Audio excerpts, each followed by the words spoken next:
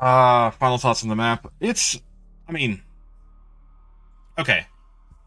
So the Tomb is a very beautiful map. They did like the designers for this map did a really good job. I really like the look of this map. It's very pretty to look at. Reminds me very much of Ancient Evil. It's a mix of Ancient Evil and Origins. I like it. It's a good map. Now, so far my only complaints are well, basically it's on me. I am just not good at the game, so and plus I'm running off of like 4 hours of sleep from last night. So the game to me is a lot more difficult than normal, but even after like finding the Easter egg steps, it starts feeling a lot easier and easier. So definitely like it feels like something's missing. Like it feels very lackluster in some areas. Like the map design itself is gorgeous. Like I said, the map designers did a good job. The map is good, looks good. The problem is the fact that like there's just the maps feels like it's trying to overcompensate with how small it is. It is a very, very small map. It is about the size, if not honestly, I'd argue smaller than Liberty Falls, which is kind of surprising because Liberty Falls wasn't that big, but also wasn't that small either. So it's like right in between. With this map, it is like it's smaller than either of the three other maps that came out before it. It's smaller than Terminus. It's smaller than Citadel by quite a large margin. So it definitely feels like it. It is like it definitely feels very, very small, like a very, very small map. And it's like I until I beat the Easter egg, I can't really form fully what my opinions on this map are. But I think I'll probably make a better, more in-depth video talking about like what this map reminds me of, like if I like this map or not. But so far, I mean, I enjoy playing it. It's just getting a little dull because there's only 7 rooms total. It's like it's very, like I said, it feels very small, very tight, very like as if maybe there should have been more to it. Like you go into the next room and you see this big open cavern for the final room before you teleport, and then you teleport into the nothing realm or the nothing room, and it is literally like the crazy place, and it looks gorgeous, and they did such a good like way of designing it. But then you look around the crazy room. It's just one room. That's just one big room that goes up and down. It's kind of hilly and has a couple of small spots, but otherwise it's like one room that is like very impressive and very pretty from the colors that they use for the sky, and it looks good. But then they like have that one open cavern room, and there's just like 4 small rooms and one big dig site that's outside, and that's it. Like it feels a little.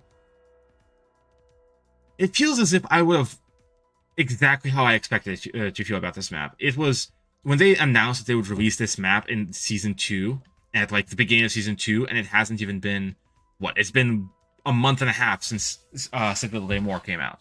With the fact that Citadel Day More came out a month and a half ago, this map releasing this early after that map released feels as if like they should have maybe taken an extra month or two to refine it, maybe done some more planning, added more map variety to it, made the map somewhat bigger. But like I would have loved it if they made the map somewhat tighter, so they made the corridors a little tighter, but made the map itself more extensive to explore with more areas, more hallways, more different ways to explore, like that. Kind of like how Ancient Evil is. Ancient Evil is a very big map, but the reason it feels so big is because they have such tight, small corridors that loop around and go zigzags through each other.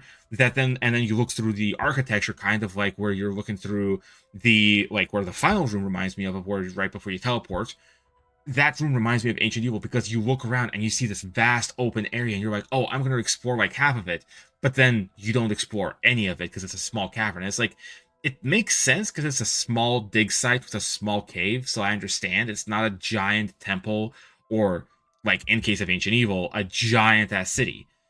But it's I mean, I gotta finish the Easter egg. I think I should be able to beat the Easter egg tomorrow. Sadly, I was hoping to make this a blind playthrough, but with how dumb I am and how bad how tired and bad my brain hurts today, I just was not able to make that happen. But all in all, I'd probably like at the moment I'd give this map probably like an 8 out of 10. It's better than a lot of other Treyarch maps. Don't get me wrong. Like I've been looking at some reviews while I was playing, like when I was looking up the first like 5 minutes of the YouTube tutorial on how to like get to the first step of the Easter egg.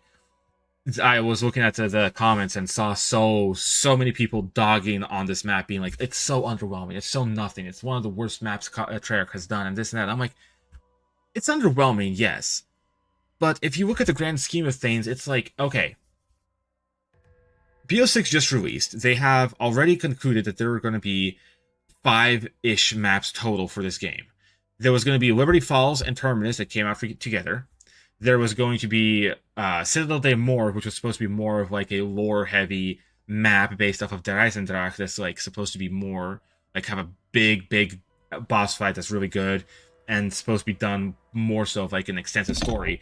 Sorry.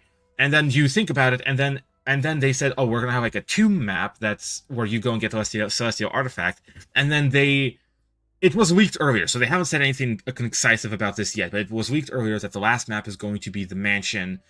The title of it was revealed to be the mansion, and it's supposed to be what everybody is assuming the mansion in the very first cutscene where Richthofen was, where the Sam AI is.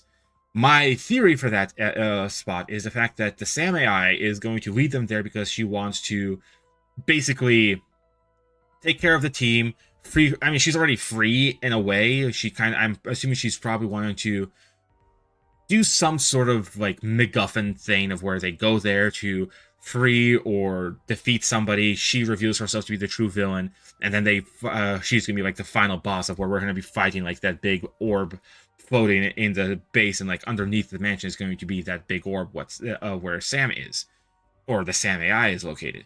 So I feel like the reason like this map is supposed to be a filler. It's not supposed to be this big grandiose map. Like the map designers, the fact that they made the map look as good as they have is amazing. They did a good job on this. I will give them hardworking artists and designers who did this map justice in this playthrough. They did a good job. I cannot like stress that enough. But it definitely does feel like they were trying to go for the fact that this map is supposed to be something that they originally planned from the start to be a filler map, to be a map that they released between Citadel de Mor and the last map, where they have this one map that kind of fills the gap, where they're gonna have like maybe, I pray they have another like 3-month-ish gap, maybe 2-month-ish. I want to say 3 would be nice because then it releases in like April, March. Or April, May, so that then they release this map end of January. They then have February, March, April, and then they release like April, May. They release the final map for the game, and it'd be like the conclusion where they have like the most cutscenes. They have like it'd be very heavy in the lore and the story, and have it be very expositional in a lot of ways, where it like gives the players everything they want, where they take more time. Because like I think when I say I feel this is a filler map, is that this is a map they originally planned. I hope this is not me speaking for them, obviously. This is just something that I'm hoping that they were originally thinking of, like, hey, this is going to be a filler map that we use to kind of keep the players intrigued. We know we're not going to have a map release for at least like 4 or 5 months. And instead of like having what I'm going to guess in my speculation is that they were going to have Citadel de Mor release, and so they don't have like a 5-month window in between Citadel de Mor and then have like a 5-month window between the last map releasing.